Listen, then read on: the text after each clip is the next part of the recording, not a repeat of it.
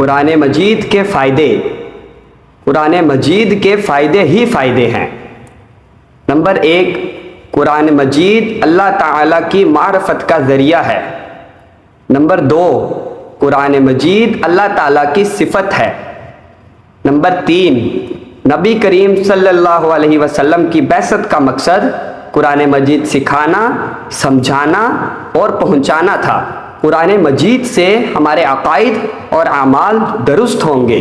قرآن مجید دنیا میں شفا اور آخرت میں نجات کا ذریعہ ہے۔